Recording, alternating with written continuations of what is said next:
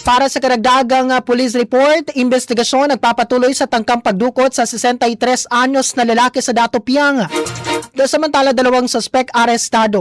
Mga ka-Nation, mga kabombo, ating pakinggan ang latest updates tungkol po sa insidenteng ito sa panayam ng Star FM Cotabato kay Police Captain Giuseppe Tamayo, ang spokesperson ng Maguindanao del Sur Police Provincial Office.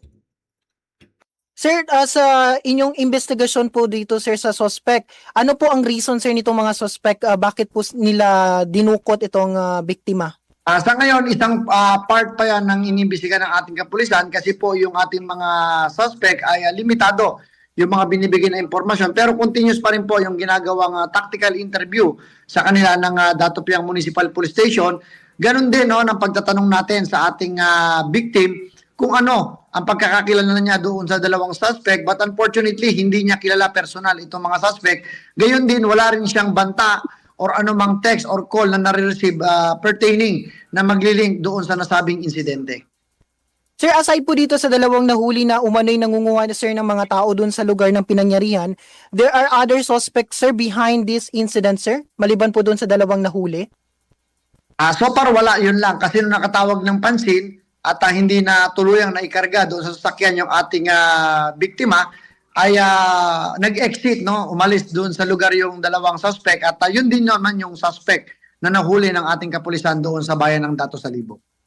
Okay. Sir, base po, sir, sa naging reaksyon ng mga tao doon sa area, doon po sa paghuli, sir, sa mga suspect, dahil, sir, dinumog po at talagang pinagkaguluhan po itong mga suspect.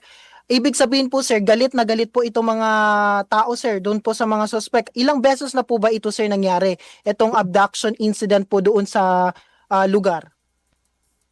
So far yun pa lang naman po, no, yung first incident na may nangyaring ganyan. Yung emotion lang siguro ng tao dahil nga may mga issue, no, ng mga nangunguha ng bata. Pero kung titignan naman natin, no, hindi naman po minor yung kinuha kasi 63 years old yung tangkang kukuhain o dudukutin, isasakay doon sa nasabing sasakyan.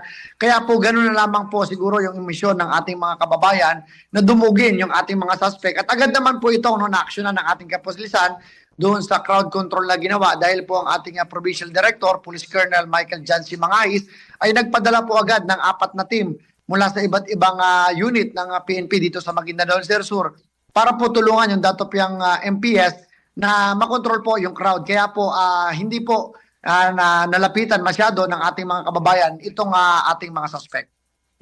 Sir, with the investigation, sir, ano po, maliban po sa mga suspect, ano pa po ang nakuhang ebidensya po ng ating mga kapulisan doon po sa insidente?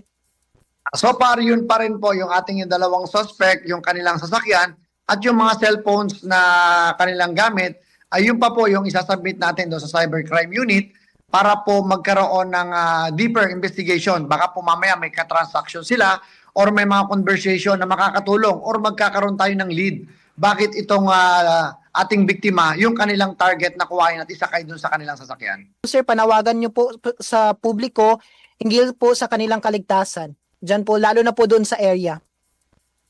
Sa atin po mga kababayan, sa kabuuan na po ng Maguindanao del Sur, nakikita nyo naman po ang aksyon ng ating kapulisan, yung agarang aksyon, ay nagresulta po ng pagkakaresto ng ating 2 suspect na tangkang mambibiktima ng ating mga kababayan.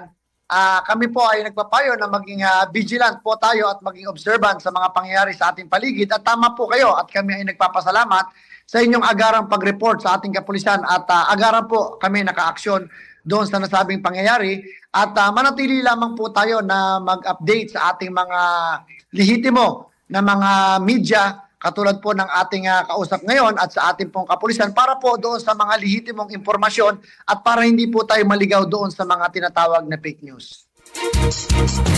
Mga ka-Nation, mga kabombo, yan po ang eksklusibong panayam ng Star FM Cotabato kay Police Captain Giuseppe Tamayo, ang spokesperson ng Maguindanao del Sur Police Provincial Office.